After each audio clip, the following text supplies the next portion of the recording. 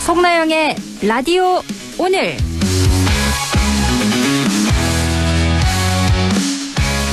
여러분 안녕하십니까, 송나영입니다. 오늘 서울중앙지법에서 12.3 불법계엄 당시 언론사에 대한 단전 단수 지시를 내린 혐의로 기소된 이상민 전 행정안전부 장관에게 징역 7년이 선고됐습니다. 법원은 내란의 위험성은 국가 전체에 미친다며 정부 고위공직자로서 자유민주주의 질서를 수호해야 할 의무가 있었음에도 내란 행위에 가담했다고 질책했는데요. 특히 재판부는 법조인 출신인 이 전 장관이 계엄 선포의 위헌성을 충분히 알았을 거라고 지적하며 만류는커녕 위증까지 했다는 점을 지적했습니다. 이번 판결은 한덕수 전 국무총리에 이어 내란 가담 국무위원에 대한 두 번째 사법 심판입니다. 그리고 일주일 뒤인 오는 19일 내란 우두머리 혐의를 받는 윤석열 전 대통령에 대한 1심 선고가 예정돼 있는데요. 대한민국 헌정사에 씻을 수 없는 상처를 남긴 12.3 불법계엄. 엄중한 법의 단죄가 있어야겠습니다. 안동문화방송 라디오 오늘 광고 듣고 시작합니다.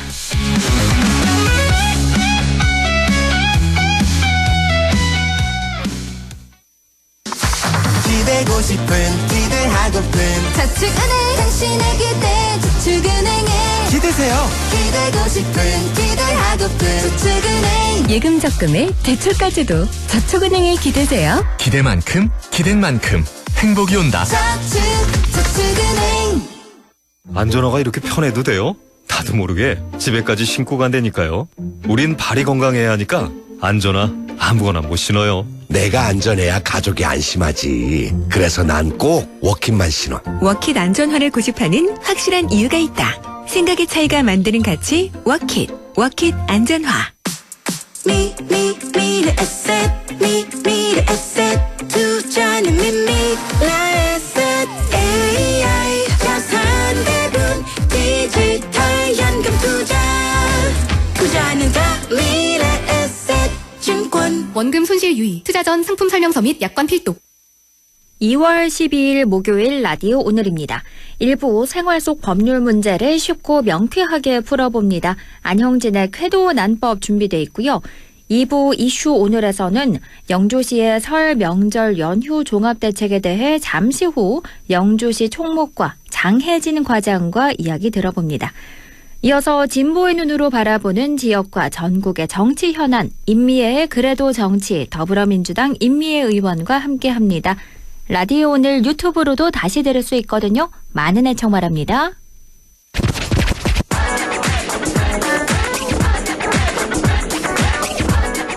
안형진의 쾌도 난법, 우리 지역과 생활 속 문제를 법적인 관점에서 쉽고 재밌게 풀어봅니다. 안형진 변호사 나와 계십니다. 어서 오세요. 네, 안녕하십니까. 안형진 변호사입니다. 요즘 이 사기 범죄가요, 날로 지능화도 고도화되고 있는데 명절을 맞아서 기생을 부리는 사기 범행이 있다고 합니다. 오늘은 이 명절 사기에 대해서 이야기해 주신다고요?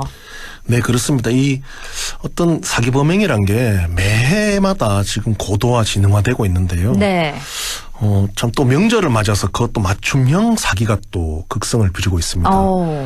경찰청 국가수사본부에서는 설 명절 이후에 전화금융 사기 범행 시도가 크게 증가하고 있어서 주의하지 않으면 큰 피해를 받을 수 있는 만큼 네. 가족, 친지, 연인 등 지인 간에 사기 전화를 조심하자라고 이야기해달라고 당부한 바 있는데요.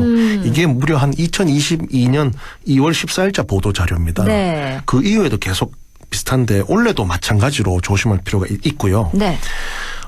이 보도자료에 의하면은 2021년 1분기 발생 추이에 따르면은 1월에는 3,187건이었다가 설 명절이 있는 2월에는 2,417건으로 좀 줄었다가 네. 3월에는 4,017건으로 크게 증가한 사례가 있었는데요. 네. 2019년하고 2020년을 봐도 설 명절이 있는 2월에는 줄었다가 그 다음 달인 3월에 범행 수가 급증하는 것을 통계 자료로 확인할 수 있는데요. 네. 그러니 2월은 물론이거니와 3월에 특히 조심할 필요가 있는데요. 그러네요. 경찰청에 따르면은 설 명절에 범죄자들도 쉬고 난 후에 본격적으로 또 네. 범행을 시도한다고 하는데요. 참고하시면 되겠고요. 네. 몇 가지 이제 수법을 살펴보면요. 특히 이제 이거는 이제 많이 되는 건데 검찰, 경찰, 금융감독원 등 정부 기관을 사칭하는 형태가 있습니다. 네. 그래서 여기서 좀 주의하실 게 그냥 단순히 내가 뭐 경찰청이다 이렇게 하는 걸 더 나아가서 네. 이미 알고 있는 개인정보를 말하면서 한다는 거죠. 그러니까 뭐지 나에 대해 알고 있는 맞나보다 이렇게 부지불식간에 말려 들어가는 건데요. 네. 하여튼 이 탈취한 개인정보를 활용해서 전화 받는 사람이 어디에서 일하는지 누구인가를 알면서 어허. 때로는 고압적인 말투를 사용하기 때문에 네. 맞긴 맞나 보다 또 이렇게 심리적으로 위축될 네. 이런 경우까지 있는데요. 참 이게 소화가 넘어가기 참 쉽습니다. 그럴 특히나 것 같아요. 이제 노령층에서 더더군다나 그런데요. 그렇죠.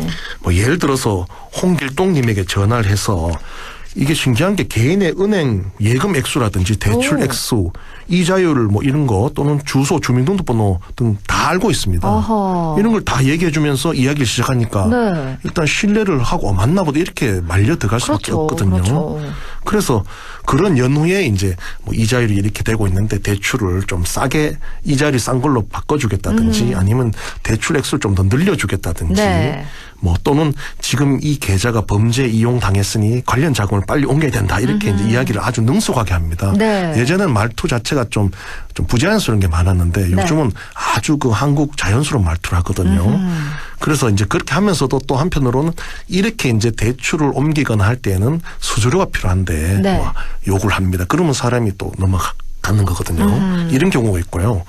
또 이제 자녀를 사칭합니다. 자녀를 사칭이요. 예, 그래서 휴대전화가 고장 났다라면서 다른 번호로 문자해 달라고 한 다음에 뭐 피해자의 신분증이나 신용카드, 계좌번호, 뭐 비밀번호 이런 등 개인의 금융정보를 탈취하는 경우도 있는데요. 네. 카카오톡이나 문자 메시지 등 이런 거를 이용했다 한다는 특성이 있습니다. 그 예를 좀 들어보면요. 좀 네. 더 다가오실 건데요. 갑자기 이런 문자가 다가오면은 가슴이 철렁 떨어집니다. 예를 들어서 아빠 휴대전화가 고장났는데 이 번호로 문자 좀 줘. 또는 아빠 내가 급히 응급실 왔는데 내 이제 전화가 안 된다. 뭐 네. 이러면서 시작하는 거죠. 그럼 일단 좀 가슴이 어이구 뭐로 이래 되거든요. 네, 그렇죠. 그리고 나서 이제 문자가 오는 게 아빠 수리비 때문인데 아빠 신분증하고 카드번호 좀 알려달라든지 뭐 아빠 수리비 50만 원 좀 이 계좌로 빨리 보내줘 네. 라든지 병원에서 지금 급히 지금 수술을 받아야 다른 사람이 이제 얘기를 합니다. 따님이 여기 입원했는데 지금 의식이 뭐 없다든지 이래가지고 빨리 지금 수술비로 300만 원 송금해라 그러면 정신없거든요. 그럼 보내게 되죠. 참 저도 변호사지만 이렇게 되면 나는 어떻게 고민을 하게 된 대목입니다. 참 이게 이래서 사기를 당하는데 그래서 뭐 신용카드를 결제한다든지 소액 결제한다든지 뭐 그리고 개인 뭐 정보를 탈취한다 이렇게 이제 되는 거죠. 네. 또 하나는 뭐 이제 이거는 이제 문자로 해서 전화로 해서 막 하는 건데 앱을 까는 사기가 있습니다. 앱을 깔게요. 뭐 예를 들면 엄마 내 상품권을 사용해야 하는데 휴대전화 고장났어. 내가 보내준 앱 좀 깔아주면 내가 알아서 해결할게. 이래 옵니다. 그럼 어머니 그런가 보다 앱을 깔아주거든요. 네. 그러면 이제 원격 제어 앱이 설치되고 그 다음에 뭐 소액 결제가 된다든지 휴대전화에 저장된 연락처, 전체 통화 내역 등 개인정보가 탈취되는 거죠. 그리고 뭐 오픈 뱅킹을 개설해서 예치된 예금을 탈취하는 경우도 있고요. 네. 그래서 이런 이제 수법을 한번 들어놓으시고 하는 거 좀 기억해 두시면은 나중에 이런 사태가 발생했을 때 혹시 사기가 아닐까 네. 의심할 수 있는 점에서 한번 알아놓으실 필요가 있습니다. 그러네요. 그리고 이게 보이스피싱 범죄의 핵심이 네. 그 사람의 판단력을 마비시키는 건데요. 크게 두 가지입니다. 네. 이제 아주 놀라게 하거나 아니면 이익을 제시해서 그 판단력을 흐리게 하는 거거든요. 달콤한 유혹이죠. 네. 이제 거기에 요즘은 이제 개인정보까지 아주 세밀하게 제시해서 신뢰할 수밖에 없도록 유도한다는 점이 특징입니다. 점점 고도화 진행되고 있는 건데요. 특히나 또 노쇼 사기 이런 것도 있는데 소상공인들께서 조심하실 필요가 있습니다. 요즘 많이 나오죠. 예, 노쇼 그렇습니다. 사기. 예전 같으면은 뭐 전화번호가 이상한 국제전화로 걸려오는 곳이 많았습니다. 그런데 네. 요즘은 그 번호를 일반 뭐 예를 들면 054 이렇게 안동번호로 한다든지 일반 개인의 번호로 한다든지 이렇게 바꿔서 오거든요. 그런 일반 전화를 걸려온다는 특성이 있고요. 또 사실은 동남아 등지에 이제 범죄 조직의 본부가 있지만은 네. 전화번호만 이제 국내 번호로 이렇게 변경해서 하는 그런 수법을 쓰고 있습니다. 예. 그러면서 일단 이 수법이 일단 기존의 거래처, 예를 들어 A라는 소상공인이나 가게가 있다 이러면은 네. 기존의 이 거래처의 거래 내역을 해킹해서 기본적인 정보를 알고 접근합니다. 그럼 예를 들어서 기존에 뭐 어떤 그 업자한테 기존에 거래한 홍길동 학교인데요. 뭐 거기 우리 학교에서는 언제 어디서 얼마 거래를 쭉 해왔다 이래 얘기를 하죠. 그러면 네. 알고 있는 이래 됐거든요. 네, 그렇죠. 그리고는 이제 또 거래 계약을 체결해야 하는데 사무실에도 미팅을 가지다든지 이렇게 좀 단계를 나아갑니다. 네. 그리고 뭐 예를 들면 뭐 1억이나 5천의 거액을 제시하는 거죠. 그럼 거기서 일단은 판단력이 좀 이렇게 되거든요. 말리어 들어가는 네. 거죠. 그런 연후에 이제 본격적으로 이제 마술을 내미는데 뭐 지금 회계 처리 때문에 그런데 미리 예를 들면 배추 한 500만 원 구입해야 하는데 네. 그걸 결제를 좀 부탁한다. 그래야 이제 진행이 된다. 이렇게 네. 하는 거죠. 그러면 아하. 5천만 원이나 1억짜리 그 계약을 따내야 되니까 네. 또 해주거든요. 그렇겠죠. 그리고 이제 직접 달라 그러지도 않아요. 그럼 여 배추 거래처 있으면 여기 연락해서 협의해봐라 이럽니다. 그럼 당연히 연락해보면 한국산이 받아요. 그럼 네. 이렇게 단가 넣고 견적서도 보내줍니다. 그렇게 도장 꽝 친밀해요? 찍어서. 와. 이러한 이제 친밀한 이제 역할 분담과 이런 아하. 친밀한 사격이 요즘 발생하고 있고요. 네. 뭐 학교 행정실을 사칭한다거나 뭐 어떤 공적인 뭐 대전에 어디 우리가 주소가 있다든지 이런 게 또 홈페이지 검색하면 나옵니다. 오. 그렇게 이제 하는 게 있죠. 네. 게다가 사람이 와서 미팅까지 합니다. 아하. 이런 경우가 있고요. 정말 속을 수밖에 없을 것 같아요. 이러면. 한번 이런 걸 알아두셔야 되고요. 사실 저도 한번 당할 뻔한 적이 있습니다. 네. 제가 변호사업을 하면서 홈페이지를 좀 제작하려고. 네. 그럼 보통은 검색창에 검색을 하잖아요. 네. 홈페이지 제작. 네. 그래 여러 군데를 이제 비교해서 이렇게 컨택을 한 거죠. 네. 그래서 그 직원이 온 거예요. 저희 사무실로. 사무실로 왔어요. 예, 그래서 저희 사무장하고 저하고 미팅하고 이렇게 해주겠다. 그래서 네. 대금이 예를 들면 뭐 300만 원이다 이렇게 한 거죠. 네. 그래서 갔으니까 이제 그러면 돈을 송금해야 될 거 아닙니까? 네, 그렇죠. 그런데 그 직전에 제가 이제 우연히 이제 이 사기를 안 당한 게 네. 다른 변호사 사무실에 연락이 온 거예요. 네. 그래서 혹시 안 변호사님 뭐 그 업체랑 거래하냐고 맞다니까 자기가 지금 당했는데 연락이 안 된대요. 그래서 이런 어떤 것도 있다는 거죠. 아하. 저도 잘못하면 당할 뻔했는데 이 그러네요. 현직 변호사도 당할 수 있을 정도로 네. 고도화되고 있다는 게 요즘 참 보이스피싱의 그건데요. 네. 이 핵심을 보면은 이제 어떻게 일에 잘 가다가 이제 선입금을 유도한다는 공통점이 있습니다. 일을 해주고 받는 게 아니고 네. 일을 해주기 전에 뭐 이러이러한 사정으로 입금을 해달라 이렇게 하는 거죠. 그래서 그 점이 특징이고요. 네. 또 이제 설 명절 전후에는 승차권이나 명절 선물이라든지 이런 명절 상품 관련 이제 판매 빙자를 사게 하는 경우가 있습니다. 네. 또는 이제 여행을 많이 하시니까 렌터카 당첨됐습니다. 아하. 이런 경우도 있고요. 숙박권이 네. 당첨됐습니다. 이러한 이제 사기가 있고요. 또 명절 인사를 합니다. 그럼 감사합니다. 여기 클릭하시면 자세한 내용 볼 수 있다는데 클릭하는 순간 이제 안 되는 거죠. 아하. 이러한 어떤 명절에 또 그 맞춰서 딱 요즘 이제 선거도 전이니까 네. 정치인들도 많이 보내거든요. 문자 같은 걸. 그렇군요. 링크도 보냅니다. 네. 그러니까 관심 있는 분들 또는 호기심 있는 분들은 클릭을 하게 됩니다. 그렇죠. 열어보죠. 그래서 클릭하는 순간 이제 난리가 나는 거죠. 그래서 실제로 제가 최근에 또 제 경험인데요. 네. 저한테 이래 문자가 와서 뭐 명절 전에 뭐 이 가상화폐가 당첨이 됐대요. 1,500만 원. 그래 막 너무 기분 좋아서 네. 손이 갈 뻔했던 거죠. 바로 그것이죠. 이득을 제시하면서 사람 판단이 마비시키는 건데요. 그러네요. 우리 주변에서 이런 게 많이 발생하고 있습니다. 그래서 이제 사실 아는 사람의 문자나 카톡으로 그런 내용이 오면 반갑거든요. 그렇죠. 그래서 전화를 걸어서 확인하기도 좀 그렇습니다. 그래서 클릭을 하게 되는데 클릭하는 순간 악성 앱이 자동으로 깔려서 이제 개인정보 유출된다든지 네. 아니면 내 은행 그 앱을 막 해서 자동으로 돈이 빠져나가는 그런 경우까지 있습니다. 네.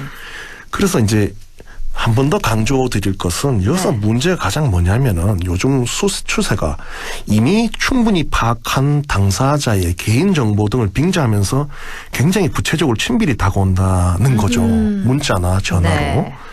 단순한 선물 문자나 예를 들어 그냥 당첨돼서 이러면 의심을 하는데 예를 들어 예전에 뭐 당신이랑 뭐 했던 뭐 이런 추억이라든지 네. 개인 간의 뭐 그런 내용이 들어옵니다. 아하. 그러면 그런가 보다라고 이제 클릭을 하게 되거든요. 그렇죠. 굉장히 정밀해지고 있습니다. 네.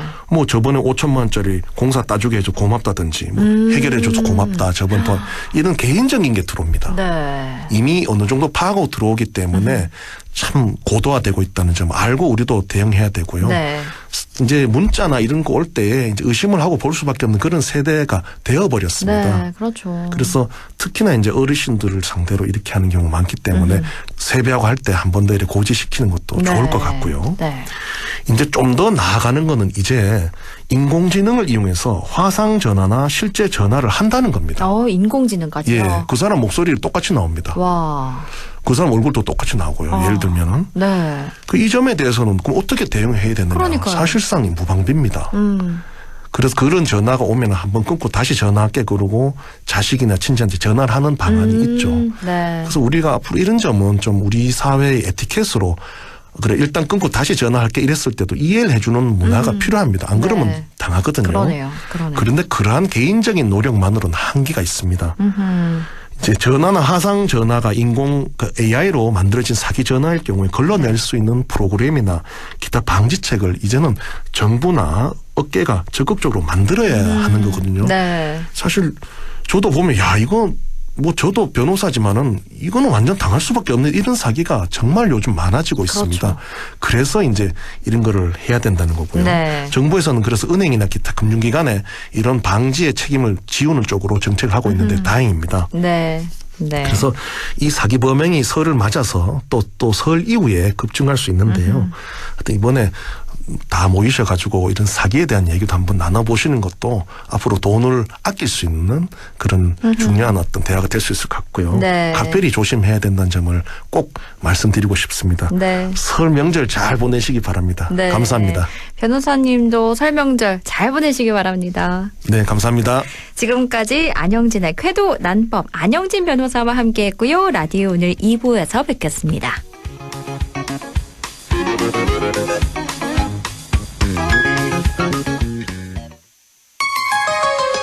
MBC 라디오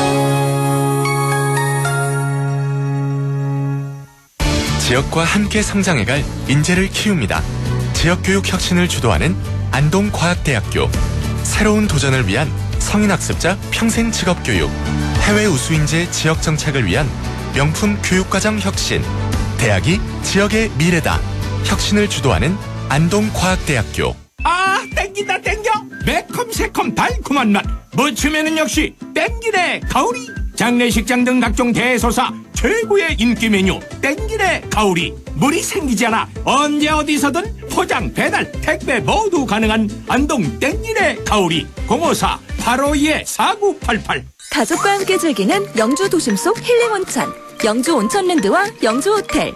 하루의 피로를 내려놓고 쉬어가기 좋은 공간에서 온천, 사우나와 숙박을 함께 이용하실 수 있습니다. 숙박, 피트니스, 키즈카페, 찜질방까지 모든 것을 한 번에 즐기는 영주 온천 관광호텔 영주 온천랜드. 누려라 상주 최초 자이른의 자부심을. 기대하라 최고 29층 스카이 커뮤니티로 더 특별한 일상을. 경험하라 773세대 대단지의 스케일을. 자이른해가 들어오면 상주와 문경이 달라집니다. 상주 자이른해. 1670-0394 자이SND. 안녕하세요. 셰프 박은영입니다. 우리 동네엔 점수로 평가할 수 없는 곳들이 있습니다. 오랜만에 왔네. 늘 따뜻한 미소로 반겨주고 주문하신 커피 나왔습니다. 언제 가도 마음이 편안하고 역시 이 목도리가 어울릴 줄 알았어요. 나의 취향까지 잘 알고 있는 골목마다 특별한 정이 가득한 우리 동네 이웃상권. 이걸 누가 평가하겠어요? 올겨울엔 우리 동네 이웃상권에서 따뜻함을 만나보세요. 공익광고 협의회. 손잡고 걸어요 아름다운 세상 서로의 마음 열고 우리 친구예요 MBC 문화방송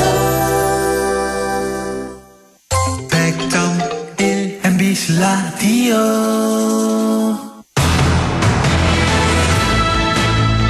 6시 24분 39초 지나고 있네요. 이슈 오늘입니다. 내일부터 본격적인 귀성이 시작될 텐데요. 설 명절 연휴를 맞아 영주시에서는 종합대책을 마련해 다양한 지원을 계획 중입니다. 영주시 총무과 장혜진 과장 연결해 이야기 들어봅니다. 과장님 안녕하십니까? 네, 안녕하십니까?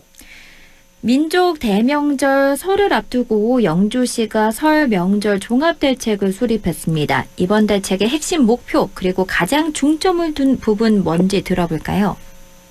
네, 이번 설 명절 종합대책의 목표는 고향을 찾는 기성객과 시민들 모두가 안심하고 편안하게 따뜻한 설 명절을 보내실 수 있도록 하는 것입니다. 영주시는 그저께 10일부터 18일까지를 설 명절 종합대책 기간으로 정하고 재난안전, 교통, 의료, 복지, 물가, 지역 경제까지 전 분야를 한 번 더 점검하고 있습니다. 특히 올해는 안전 분야에 더 무게를 두고 준비했습니다. 산불 방지 특별대책본부를 가동해 위기 상황이 발생하면 즉시 보고하고 바로 대응할 수 있도록 체계를 갖췄고 조류 인플루엔자나 아프리카 돼지열병 같은 가축 질병에 대비해 가축 방역 상황실을 운영하고 있습니다. 그렇군요. 네. 응급진료 상황실을 운영해 연휴 중 응급 환자 이송과 진료 공백이 없도록 준비했으며 간염병 대응 비상체계도 유지해서 시민의 생명과 재산을 빈틈없이 보호하겠습니다. 혹시 이번 연휴 기간 중에 긴급 상황이 발생하면 시민들은 어디로 연락하면 되나요? 네, 연휴가 시작되는 14일부터 시청과 읍면동이 비상근무 체계로 전환합니다. 연휴 마지막 날인 18일까지 9개 비상근무반을 운영하고 하루 평균 80여 명의 인력이 교통, 환경, 의료, 상하수도 등 분야별로 상황에 즉시 대응할 준비를 하고 있습니다.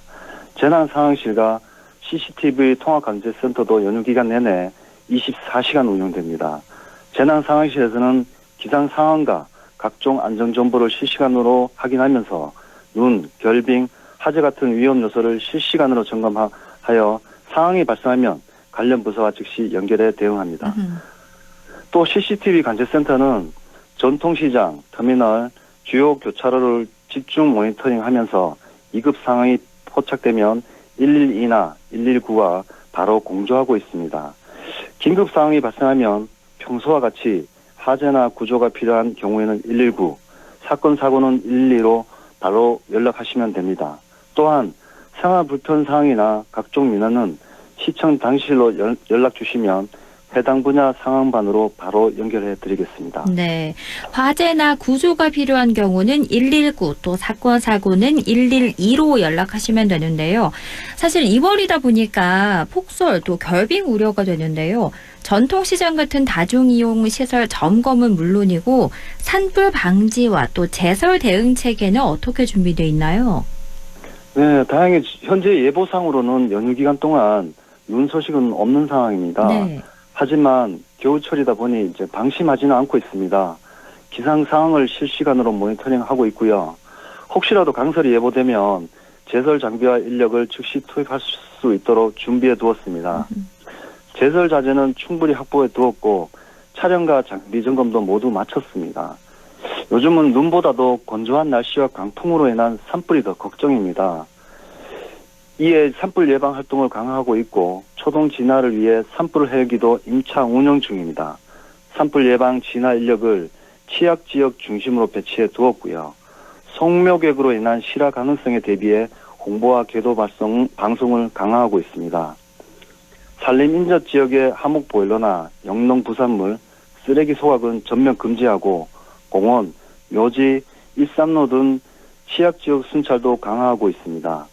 정통시장 등 다중이용시설에 대해서도 단기간 합동 안전점검을 모두 마쳤고요. 네. 소방, 전기, 가스시설 집중점검을 했으며 법령 준수 여부와 자율 안전점검 이행 상태까지 확인했습니다.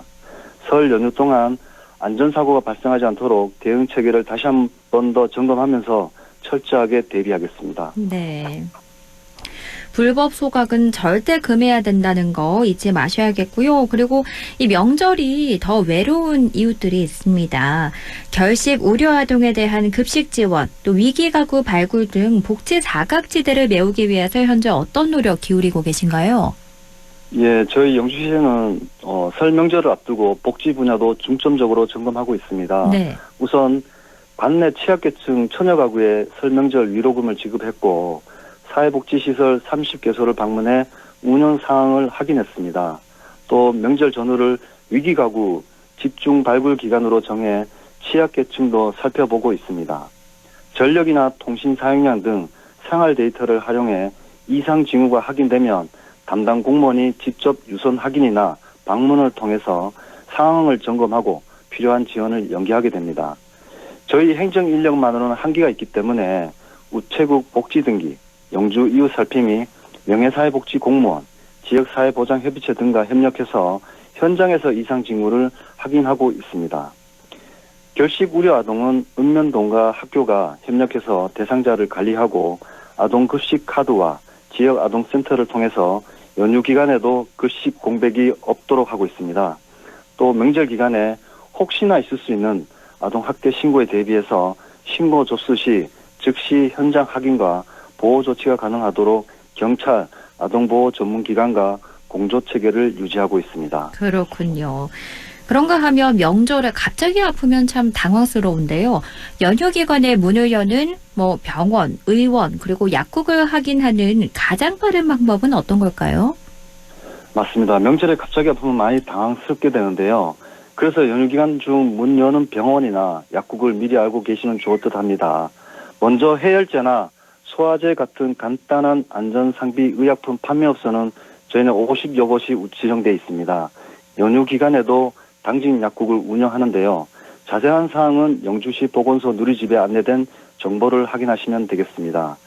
진료가 필요하신 경우에는 영주시 보건소 누리집 공지사항에서 연휴 기간 동안 문 여는 병의원과 약국 정보를 확인하실 수 있고요. 보건소 당직실에 문의하셔도 안내 받으실 수 있습니다. 응급실을 이용하셔야 할 경우에는 영주 적시자병원, 영주 자인병원, 영주 기독병원 3개 의료기관이 24시간 운영됩니다. 또 119 구급상황관리센터나 129 보건복지콜센터, 스마트폰 응급의료 정보 제공 앱이나 응급의료정보센터 누리집을 통해서도 가까운 의료기관 정보를 확인하실 수 있습니다. 네. 그리고 명절에는 쓰레기 양이 크게 늘어나는데요. 생활 폐기물 처리 상황반 어떻게 운영되고 또 시민들이 쓰레기를 배출할 때 꼭 지켜야 할 사항이 있다면요? 네. 저희 설 연휴 기간에도 쓰레기 수거는 일정에 맞춰서 진행이 됩니다. 네. 가연성 폐기물은 14일, 16일, 18일처럼 짝수일에 수거하고요. 네. 음식물류 폐기물은 설 당일을 제외하고는 정상적으로 수거합니다. 정확한 수거 일정은 영주시 홈페이지를 확인해 주시면 감사하겠습니다. 또 시에서는 생활 폐기물 처리 상황반과 기동 청소반을 운영해 연휴 기간 중 수거 지연이나 방치 폐기물이 발생하지 않도록 현장을 점검하고 즉시 대응할 계획입니다. 시민 여러분은 배출일과 분리배출 기준만 잘 지켜주시길 당부드리겠습니다. 네, 쓰레기 배출일 그리고 분리배출 기준 잘 지켜달라고 당부해 주셨고요. 그리고 이번에 전통시장을 이용할 때 공영주차장 무료고요. 또 온누리 상품권 환급 행사 혜택도 있다고 들었는데요. 또 설 당일에는 소수서원, 선비세상 등이 무료로 개방된다고요? 네. 설 연휴에 전통시장 가신 분들 참 많으시죠? 네. 저희 영주시에는 14일부터 18일까지 5일 동안 영주 공설시장, 영주 365 시장, 신영주 번개시장 3개 공영주차장을 무료로 개방합니다. 그리고 14일 토요일까지 설맞이 농축산물 온누리 상품권 환급 행사를 하고 있습니다. 풍기 선빌고 인삼시장, 풍기 인삼 홍상 3정가, 신영주 번개시장 등 참여 점포에서 농축산물 구매하시면 구매 금액의 최대 30%, 1인당 최대 2만 원까지 온누리 상품권으로 환급 받으실 수 있습니다. 예를 들어 3만 4천 원 이상 구매하시면 1만 원, 6만 7천 원 이상이면 2만 원을 환급 받을 수 있습니다. 구매 후 영수증을 지참해 시장 내 지정 환급처를 방문하시면 되겠습니다. 그리고 설날인 17일에는 소수소원과 선비세상이 무료로 개방되고요. 네. 선비세상에서는 14일부터 17일까지 말랑말랑 선비세상 행사를 합니다. 이번 행사는 하루 체험, 전통 공연, 가족 체험 프로그램 등 설 분위기를 느낄 수 있는 프로그램을 다양하게 준비했습니다. 시장도 편하게 이용하시고 행사도 즐기시면서 설 명절 즐겁게 보내시길 바라겠습니다. 마지막으로 고향 찾는 귀성객과 영주 시민들에게 덕담 한 말씀 해주실까요? 네, 설 연휴 동안 고향을 찾는 귀성객 여러분, 그리고 영주 시민 여러분 모두 안전하게 오가시고 가족과 함께 편안한 시간 보내시길 바랍니다. 영주뿐만 아니라 전국 곳곳에서 많은 공무원들이 시민 여러분의 안전하고 편안한 연휴를 위해 각자의 자리에서 역할을 다하고 있습니다. 저희도 맡은 자리에서 최선을 다하겠습니다. 새해 복 많이 받으십시오. 과장님도 새해 복 많이 받으시기 바랍니다. 고맙습니다. 감사합니다. 지금까지 영주시 총무과 장혜진 과장과 이야기 나눴습니다. 라디오 오늘에서는 청취자 여러분의 참여를 기다리고 있습니다.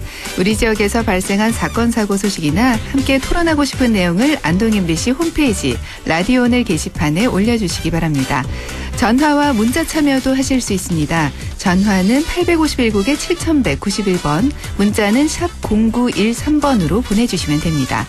문자는 단문 50원, 장문 100원의 정보 이용료가 있습니다. 여러분의 많은 참여 바랍니다.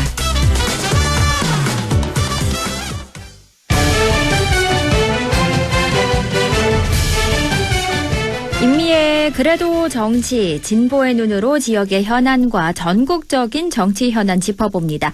더불어민주당 임미애 의원과 함께합니다. 의원님 안녕하십니까? 네, 안녕하세요. 더불어민주당 경북도당위원장 임미애입니다. 오늘 가장 뜨거운 이슈부터 하나 다뤄보겠습니다. 이상민 전 행정안전부 장관에게 1심에서 징역 7년이 선고됐는데요. 1심 선고 네. 어떻게 보셨나요? 저는 생각보다 15년 구형이었잖아요. 네. 네, 구형에 비해서는 매우 약하다. 거기다가 단전 단수와 관련해서는 뭐 지시가 있었다고는 하지만 실제로는 그것이 이루어지지 않았다라고 얘기를 하잖아요. 그렇죠. 그런데 이루어지지 않은 건 지시를 받은 사람들이 그것이 그 불법 지시였기 때문에 그것에 따르지 않아서 실행이 안 된 거지. 네. 지시를 한 것은 분명하잖아요. 그렇죠. 근데 그런 부분에 대해서도 무죄를 내렸다는 것이 재판부가 국민들이 이번 사건에 대해서 가지고 있는 기본적인 감정이 어떤지에 대해서 제대로 이해하지 못하고 있는 것 아닌가. 네. 법이 국민 정서를 완전히 뭐라 그럴까요? 잘못 이해하고 있다라는 생각이 좀 듭니다. 그렇군요. 특검의 구형에 비해서 턱없이 부족한 형량이 내려졌다. 이렇게 보셨고, 그리고 더불어민주당이요, 조국혁신당과의 합당에 제동이 걸렸습니다. 일단 왜 이런 결정이 내려진 건가요? 일단 저희가 이게 합당 제안의 긴급한 당대표의 기자회견 이후에 저희 당이 굉장히 좀 시끄러웠거든요. 그렇죠. 그래서 초선, 재선, 3선 이상 그다음에 각 상임위별로 이렇게 해서 당대표하고 여러 차례 간담회를 했어요. 그 과정에서 합당 자체에 대한 반대보다는 이 의제를 던지는 시기나 방식이 너무 적절하지 않았다라는 지적이 많았고 그래서 저희의 그런 지적을 대표가 받아들여서 결국은 합당은 지방선거 이후에 추진하자. 그리고 조국혁신당과 통합을 위한 기구를 설치하자. 이렇게 최종적으로 2가지 정도로 정리를 한 건데 저는 만약에 이거를 이 이슈를 계속 끌고 가게 되면 굉장히 어려워져요. 지방선거를 앞두고. 지방선거 앞두고 만약 합당하게 되면 공천 관련해서 굉장히 어려움과 갈등이 생길 수밖에 없고 또 민주당 이름으로 지역에서 활동하고 선거 준비해온 후보 입장에서는 합당 이후로 조국혁신당 출신 후보한테 만약에 자리를 내줘야 한다면 그것도 지방선거 과정에서 결코 긍정적인 효과보다는 부정적인 효과를 훨씬 더 많이 내거든요. 내부 갈등이 증폭되어 있으니. 그래서 저는 늦었지만 대표가 여러 의견을 수렴하는 과정에서 이러한 결정을 한 건 아주 잘한 일이다 이렇게 봅니다. 의원님도 저번 주에 지선을 앞두고 합당 얘기를 하는 건 시기상 너무 늦었다 이런 말씀해 주셨는데 네, 그럼 네. 선거 이후에는 통합이 추진될 가능성이 있는 건가요? 일단 민주당에서는 선거 이후에 통합을 추진하는 것으로 결정을 했고 네. 또 통합을 위한 계기는 아무래도 전당대회가 되지 않을까 싶습니다. 저희가 6월 선거 치르면 8월 달에 전당대회가 있으니까 네. 전당대회 때 뭐 본격적으로 이것과 관련해서 결론이 날 것 같습니다. 그리고 조국혁신당 역시 이걸 염두에 두고 이후 일정을 진행하지 않겠는가 이렇게 생각을 하는데요. 네. 남은 건 지방선거 아니겠어요? 그래서 그렇죠. 요거는 중앙당 차원에서 일괄적인 어떤 방향보다는 지역별로 연대를 하는 방향으로 이번 선거가 치러질 가능성이 많을 것 같습니다. 그렇군요. 그러면 이번 지방선거에서 조국혁신당과 뭐 후보 단일화 같은 연대는 있을 수 있을까요? 예, 저는 충분히 있을 거라고 봅니다. 통합이 아니어도 지방선거에서 민주진보 진영이 연대하는 건 뭐 당연히 고려할 수 있는 선거 전략이고요. 네. 뭐 두 당이 모두 후보를 내는 지역의 경우는 호남 같은 경우에 경쟁을 할 수도 있겠고, 근데 수도권이나 충청권 등 이런 데는 이렇게 아주 적은 표로 당선이 갈리는 지역이 있잖아요. 이럴 네. 때는 후보 단일화를 통해서 힘을 모을 수도 있는 거고. 그래서 저는 지방선거 이후에 통합을 추진하겠다고 했으니까 후보 단일화에 대해서도 대승적인 관점에서 단일화 룰을 정하고 그걸 공정하게 추진하는 것이 좀 필요하지 않겠는가 이렇게 봅니다. 그렇군요. 그러면 김건희 씨 둘러싼 재판 이야기를 나눠보겠습니다. 이른바 김건희 집사라는 김혜성 씨의 횡령죄에 대해서 법원이 일부 무죄 또 일부 공소 기각을 선고했는데요. 24억 횡령이 무죄 또 9억 횡령은 개인 비리이기 때문에 특검이 다룰 사안이 아니어서 공소 기각이다라는 건데요. 이 결정 어떻게 보셨나요? 저는 이거 보면서 이거야말로 법 해태다라는 생각이 들었습니다. 해태라는 게 사전을 보면 마땅히 해야 할 일을 게을리하거나 기한 내에 처리하지 않는 것을 해태라고 하거든요. 네. 전 법원이 이 사건의 핵심은 김건희 집사가 어떻게 해서 다 자본 잠식 상태였던 무명의 중소기업이 대기업과 금융기업으로부터 수백억의 투자금을 유치하게 되었느냐. 그 과정에 과연 김건희 여사가 무관하냐. 네. 이거였거든요. 그런데 이런 애초의 의혹은 온데간데 없고 이 사건을 완전히 조각을 내가지고 판단을 안 한 거예요. 투자 유치했다고 하는, 그러니까 네. 대기업과 금융기관으로부터 부당하게 투자받은 부분에 대해서는 투자는 받았다라는 거잖아요. 그런데도 그렇죠. 이거는 무죄가 됐고 거기에다가 그 개인적인 횡령 혐의는 특검 수사 대상이 아니라고 얘기를 한 거거든요. 네. 이런 거 보면 지난번에 이진관 판사가 공소장의 변경을 제명의 변경을 요구하면서 적극적인 판단을 한 것과는 매우 대조적인 거죠. 그렇죠. 그래서 저는 이번 재판부가 이거는 법 해태 행위를 한 거다 이렇게 봅니다. 김상민 전 부장검사는 불법 정치자금 수수 혐의만 유죄가 인정됐고 공천 청탁으로 국가의 그림을 건넨 혐의에 대해서 무죄로 선고받았는데요. 이 판단은 어떻게 보셨나요? 이것도 마찬가지인데요. 결국은 김건희 여사 오빠 집에서 발견된 1억 4천만 원짜리의 이우한 화백의 그림이 네. 그걸 건네면서 공천과 관련된 청탁을 하긴 했는데 이 그림이 김건희 여사한테 전달되지 않았다는 거잖아요. 전달되었다는 증거가 없다는 거잖아요. 그리고 총선 출마 준비하면서 차량 대여비 이런 불법 자금 받은 것은 혐의가 인정된다고 얘기한 거거든요. 네. 그런데 그림이 제3자에게 전달이 되었고 그 제3자가 공천에 영향력을 행사한 거는 분명하거든요. 왜냐하면 김건희 여사가 김상민 검사가 조국 수사 때 정말 고생 많이 했다.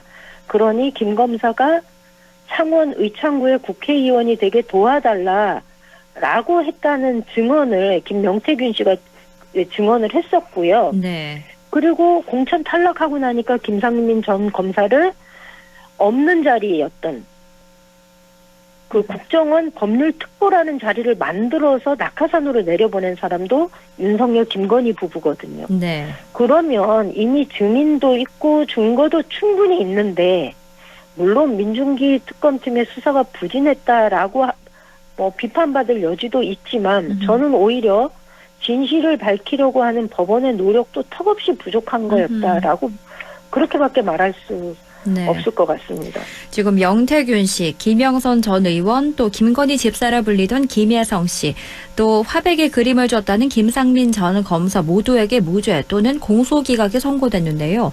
이런 가운데 2차 특검이 임명됐습니다. 상황이 이렇다 보니까 2차 특검 역할이 더 중요해진 것 같아요. 맞습니다. 이게 최근에 일련의 판결들을 보면 종합특검이 왜 필요한지에 대한 필요성을 다시 확인시켜준 거다 저는 이렇게 보거든요. 네. 특검의 수사 범위 논란 그리고 법원의 판단 회피로 생긴 기소 공백 이런 것들을 메우기 위해서라도 저는 2차 특검이 매우 중요한 역할을 해야 되겠다라는 생각을 합니다. 이게 특검이 최대 251명의 수사 인력에다가 최장 170일 수사가 가능하고요. 네. 수사 대상이 제가 볼 땐 지금 저기 드러난 거로는 17가지 정도가 되는데 물론 현재로선 내란이 1순위이긴 하지만 김 여사와 관련해서 관저 이전이나 검찰의 김 여사 사건 무마 의혹 이런 것들도 좀 중요하게 다뤄야 되지 않을까 봅니다. 그렇군요. 그럼 저희가 국민의힘 얘기로 넘어가 보겠습니다. 한동훈 전 대표 제명 결정 이후에 국민의힘의 내홍이 거센데요. 징계 맞불놓기가 이어지고 있습니다. 친한동훈계로 불리는 김종혁 전 최고위원이 제명당했고 또 배현진 의원에 대한 징계 절차에도 들어갔는데 거기다가 서울시당 윤리위원회가 극우 유튜버 고성국 씨에 대해서 탈당 권유 징계를 내렸거든요. 이 징계 맞불놓기 현재 어떻게 보십니까? 이게 당 윤리위가 네. 오히려 공천 주도권을 잡기 위한 정당 내부의 권력투쟁의 단두대가 된 꼴이다라는 생각이 듭니다. 네. 이 단두대라는 용어는 배현진 의원이 그 페이스북에다 이걸 올렸는데 네. 정치적으로 단두대에 세워서 마음에 맞지 않거나 껄끄러운 시당위원장을 징계할 수는 있지만 민심을 징계할 수는 없다 이런 말을 했어요. 네. 당 윤리가 이렇게 전면에 나서도 되나?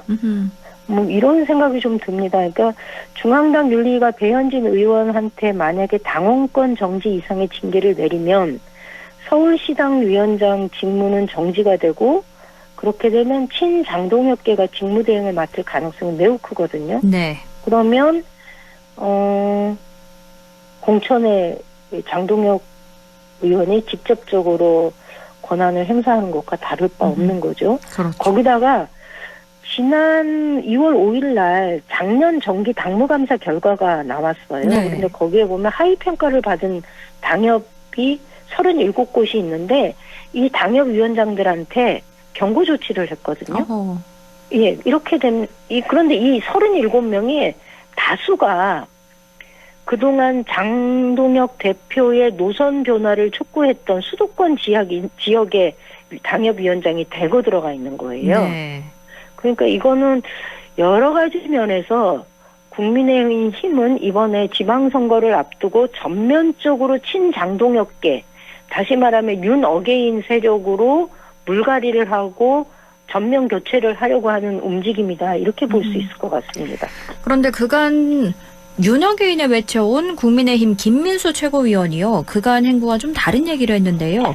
윤어게인에 외쳐서는 지방선거 이길 수 없다라고 했는데 이 지도부가 변하고 있다 이렇게 봐야 되나요? 아니죠. 이거는 국민을 향해서 사기극을 펼치고 있는 거죠. 네. 쇼하고 있는 겁니다. 뜬금없이 윤어게인과 거리 두겠다고 하는 거고요. 이거는 이거 보수 유튜버 전한길 씨가 네. 다 얘기를 했어요. 장동혁 대표와 김 최고위원은 지방선거 이기는 게 지상 과제라고 하더라. 네. 이런 얘기하면서 다만 그러기 위해서는 윤 어게인을 전략적으로 당장에는 좀 거리를 둬야 한다. 이렇게 얘기했다는 거거든요. 그러니까 원래는 생각이 없는데 지선에서 이기려고 하면 뭐 전략적으로는 좀 거리를 둬야 된다라는 얘기를 한 거고 네. 이거야말로 지방선거 4개월 앞두고 다급하니까 이렇게 한 거거든요. 변하는 게 아니죠. 오히려 국민을 향해서 사기극을 하고 있는 거다. 쇼를 하고 있는 거다. 이렇게 봅니다. 그렇군요. 이렇게 한 주간 굵직한 이슈들 짚어봤습니다. 오늘 말씀 잘 들었습니다. 고맙습니다. 예, 감사합니다. 지금까지 그래도 정치 더불어민주당 임미애 의원과 함께했습니다.